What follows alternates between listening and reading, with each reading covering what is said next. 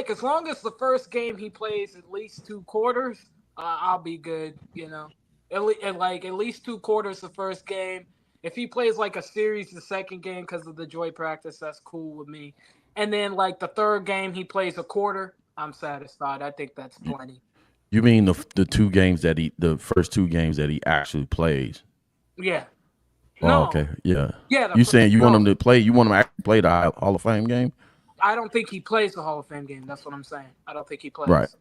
So the two games he Most players actually don't. So I'm plays, talking about. two I'm talking drive. about. Yeah. So I'm talking about like the Bengals, the Chiefs, and I forget what the other team is. Yeah, How I about you, mean, Julia? Or hey, go Go ahead, ahead, Jay. Jay. No, you go. Go ahead, Jay. Go ahead. You No, I already was gonna talked. say, Coach, I'm thinking the Cincinnati game is gonna be the big one because I think that's where the bulk of his workload is gonna go. I'm expecting probably about 22 snaps that game, and I'm gonna tell you why. You don't wanna have a situation to where you're going into Kansas City, the last preseason game, open up the season with a little bit of mental fatigue. We go back to that John Gruden video with Chris Sims, and Chris Sims is a very smart football guy. Even in the infancy of his career, he had a lot of mental fatigue, and John Gruden was visibly frustrated. I don't want to put Caleb Williams in that situation going into the season to where now it's feel like it's backloaded data. Get him ready in Cincinnati to where you could just do some window dressing in Kansas City and go and beat the fuck out of Tennessee. Have him ready. So if you're Eberflus and you want to give him that 45 to 60 snaps, I think Cincinnati will be the bulk of it. But Going back to AJ's point, he's probably not going to see the field against Houston. isn't that the joint practice though? Is Cincinnati? yeah, that's a joint practice week. Yeah. Then I So doubt he plays barely Cincinnati since they're gonna have a joint practice together. Ugh. But yeah, I mean, It's gonna what's be the work? that first game, not the Houston one, but the one after that.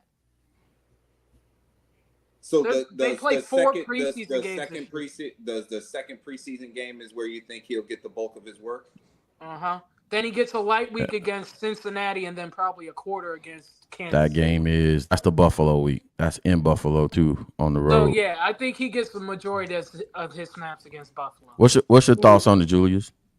Well, I think that one thing we've learned over the last 3-4 years, especially in the NFL, is like a lot of these teams were trying not to play their starters in the preseason, and NFL has looked like crap for the last 3-4 years, the first 4 weeks of the season. And I know a lot of coaches and stuff were talking about it last year and even some in the off season. So I think that they should play him a little because last year we all was screaming like, why aren't they playing more in the preseason? And then it gets a regular season and they look like crap. So I think that they'll do a little bit more. 45 to 65. I don't know if that may be enough considering, like you said, all the things that he's having to learn and do and change, and you know what I'm saying, and to get himself ready for the first game. I think maybe they should do a little more, not a whole lot more, but hey, that's on them, man. I think that last year provided the lessons that you needed, and if you choose to not do more than you did last year, then you might end up with the same result. So, Yeah, we came banged up last year to start the season, especially up front. I'm more concerned about, what I'm saying, the situation with the offensive line this year over year.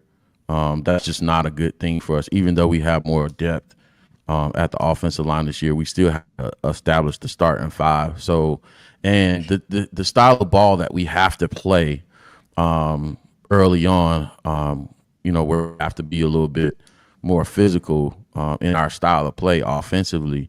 I don't know that you run your starters out there. And it's crazy because it's the Hall of Fame game. So it's probably going to be the first test for Matt Eberflus anyway in his leadership and his decision making. Because remember what I said, man, you can't remove the politics from football. I'm not doing that anymore. It's the Hall of Fame game. The NFL has decided to put you, on the stage to start the season, the biggest stage, when it comes to the NFL to start the season in the Hall of Fame game. Even people that don't watch the Bears or people that aren't Bears fans are going to be watching. We got Houston. Oh yeah, they're gonna be watching C.J. Yeah, but Stroud, C.J. Stroud's not Stroud gonna and play. Caleb Williams. Stroud's not You gonna play know, though. He's not even gonna play. Yep. Stroud's Stroud not ain't gonna even play. They already said he's not playing. That's what they usually yeah, don't play the starters a Hall of Fame game. They usually don't. Like if you look yeah, back it's the past several years, they usually don't play the starters the Hall of Fame game. It's usually those because it's technically an extra game in a sense right. for two teams, so they usually don't play the starters.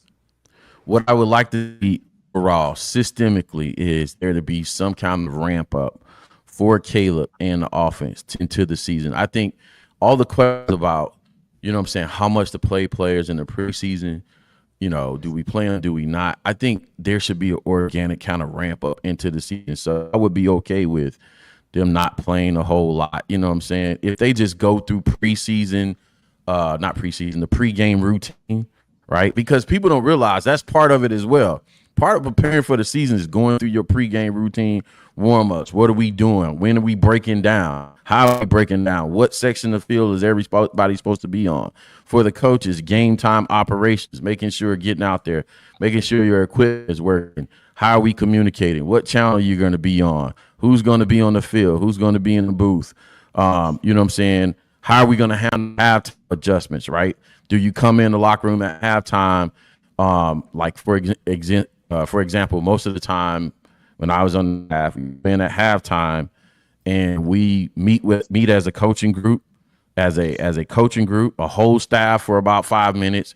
Then we as a side of the ball group, offense or defense, about 5 minutes, say what we're seeing, each coach, whatever position coach, and then you go get with your individual plays. It's like a mini practice in the locker room, right? And say, hey, this is what we're going to do coming out, right? That whole routine has to be established. How are you going to do logistics of it all?